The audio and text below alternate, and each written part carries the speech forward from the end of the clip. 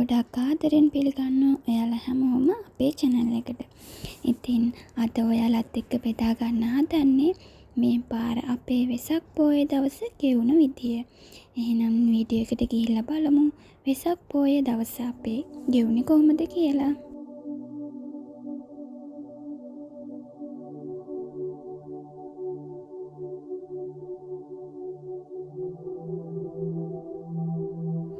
හැම පොහොය දවසකම වගේ මේ පාරත් වෙසක් පොහොය දවසේ උදෙන්ම කිරිබත් අදලා කිරි ආහාර බුදුරජාණන් වහන්සේ උදෙසා පූජා කරලා බුද්ධ වන්දනාව අපි දෙන්නම එකතු වෙලා කරේ.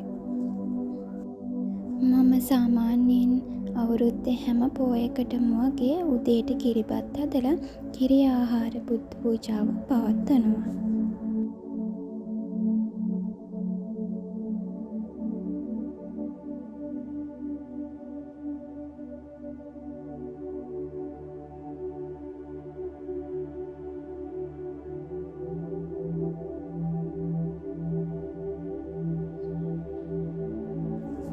බුදුන් වැඳලා ඉවර වෙලා අපිත් උදේ කෑම ගන්න ආවා.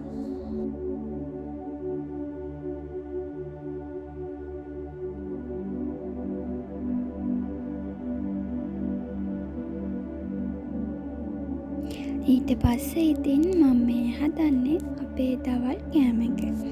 ඉතින් දන්සල් ගානේ පොලිමේ ඉන්න බැරි හින්දා මම පොහොය දවසේ දවල්ට කන්න අපිට දන්සල් බත් එකක් හැදුවා.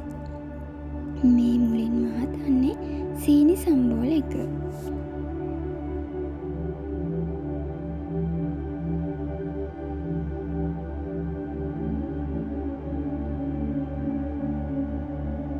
මම එදා දන්සල් බත් එකට හැදුවේ සීනි සම්බෝල හදලා පරිප්පු හින්දලා පපඩම් ඇදලා.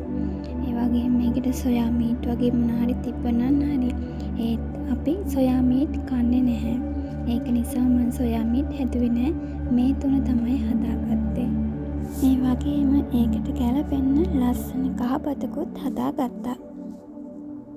ඔන්න ඔය විදියට ගෙදරම හදාගත්ත දන්සල් බත් එක බෙදාගෙන කන්නයි හදන්නේ. බෙදනකොට නම් ගොඩාක් සුවඳයි. ඒ වගේම කනකොටත් දන්සලකින් කනවා වගේම ඒ රස ඒ විදියටම තිබුණා. දවල්ට කාලා ඉවර වෙලා නාගෙන කරගෙන එහෙම උදේ කරන්න අමතක වෙච්ච පොඩි වැඩක් කරන්නයි හදන්නේ. ඉතින් මේ වැඩේ උදෙන්ම තමයි කරන්න ඕනේ. ඒත් අපිට අමතක වුණා. ගෙදර ඉස්සරහා බෞද්ධ කොඩිය දාන එක. දවල් වෙලා හරි අපි ඒ වැඩේ කරන්න අමතක කරේ නැහැ. ඊට පස්සේ කරන්න හදන්නේ වෙසක් පොහොයට කරන ආසම වැඩේ. වෙසක් කූඩු අලවන එක. ඔයාලා නම් ඉතින් වෙසක් පොහොයට කලින් දවස්වල වෙසක් කූඩු හදලා අලවලා තියෙන්න ඇති. ඒත් ඉතින් අපිට ෂොප් එකේ වැඩත් එක්ක කලින් වෙසක් කූඩු හදලා අලව ගන්න වෙලාවක් තිබ්බේ නැහැ. වෙසක් පොහොය දවසේ දවල්ම තමයි වෙසක් කූඩුව අලෙව්වේ. මුලින්ම රැලි කපන්න අවශ්‍ය කරන කොටස් දෙක අලවලා වේලෙන්න තිබ්බා. එතකන් මාත්‍යා කූඩුවේ අනිත් කොටස් අලවලා ඉවර කරා. මේ පාර අපි වෙසක් කූඩුව හදන්නේ අලුතෙන්ම ට්‍රෙන්ඩින් යන මල් වටේට අලවලා. ඉතින් බලන්නකෝ අවසානයේට අපේ කූඩුව කොහොමද තියෙයිද කියලා.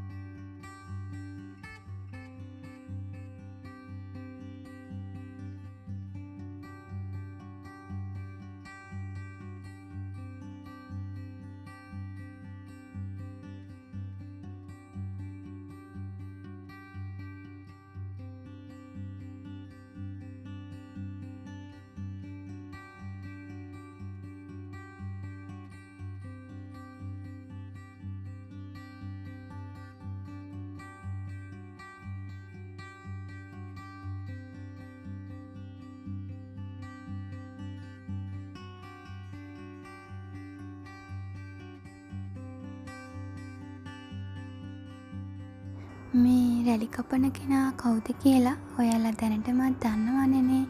මගේ කලින් වීඩියෝස් බලලා තියෙනවා නම් දන්නවා මේ කවුද කියලා. ඉතින් වෙසක් කූඩු හදලා ඉවර වෙලා අපි මේ හදන්නේ හවස බුද්ධ වන්දනාව කරන්න අවශ්‍ය මල් කඩා ගන්න. අපේ වත්තේ මල් අඩු නිසා අපි පාරායිනේ තිබ්බ මල් ගහකින් තමයි මල් කඩාගත්තේ. ඒ මල් ගස්වල පහළ තිබිච්ච මල් ඔක්කොම පන්සල් යන්න කට්ටිය කඩාගෙන ගිහිල්ලා. අපිට ඉතින් උඩ පැනලා උඩ තිබිච්ච මල් තමයි කඩා ගන්න උනේ.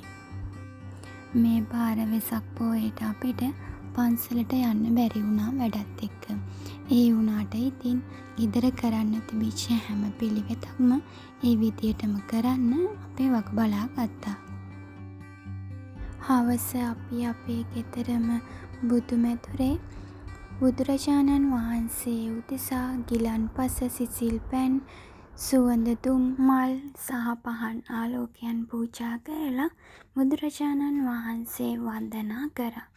ඒ වගේම ගණ දෙවියන් වෙනුවෙන්ද පහන් පත්තු කරලා අපි කරපු සියලුම පින් ගණ දෙවියන් ඇතුළු සියලුම දෙවි දේවතාවුන් වහන්සේලාට අනුමෝදන් කරා.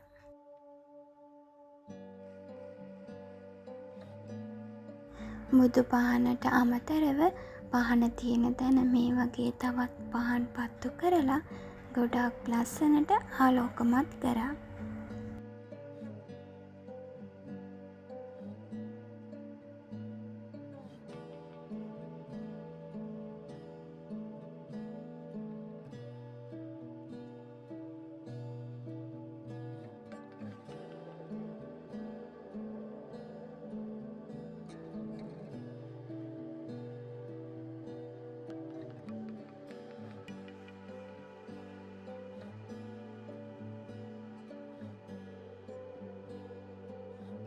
පහන් ඔක්කොම පත්තු කරලා ඉවර වුණාම ඔන්න ඔහොම තමයි අපි පහන් පත්තු කරන තැන ලස්සනට පේන්න තිබුණේ.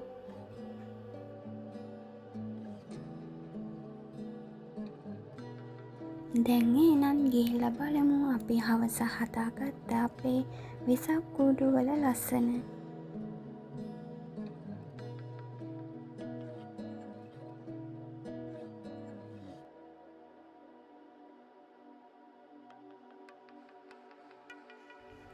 වෙසක් කූඩු දෙකත් එල්ලලා බකට් එකකුත් ගේ ඉස්සරහා පත්තු කරා.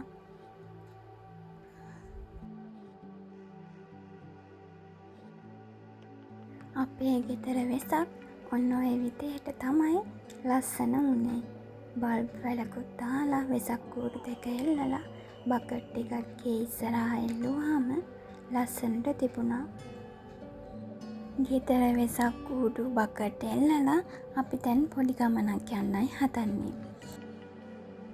ඉතින් ඔයාලගෙනුත් සමහර කට්ටිය වෙසක් පෝයට මේ දේ කරනවා ඇති.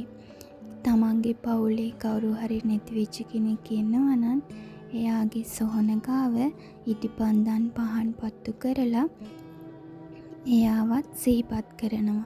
ඉතින් මගේ මහත්තයාගේ තාත්තා දැනට අවුරුදු 29කට කලින් තමයි නැති වෙලා තියෙන්නේ.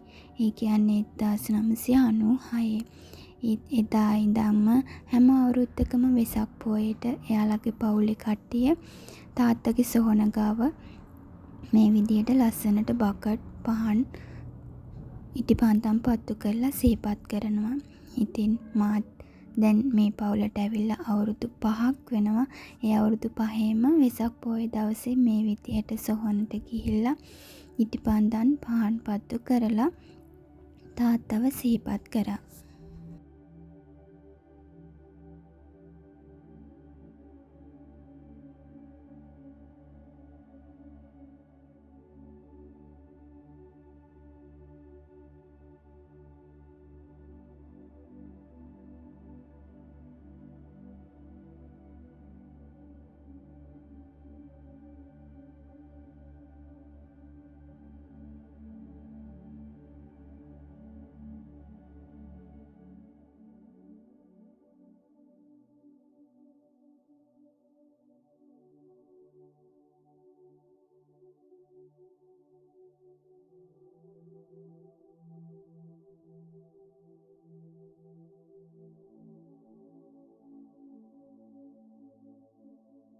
ඉතින් ඔන්න ඔය විදිහට තමයි 2025 අපේ වෙසක් පොය දවස ගෙවිලා අවසන් වුණේ.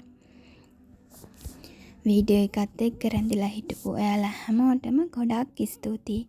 ඒ වගේම නැවත වීඩියෝ එකකින් හමු වෙනකම් සතුටින් පරිස්සමින් ඉන්න.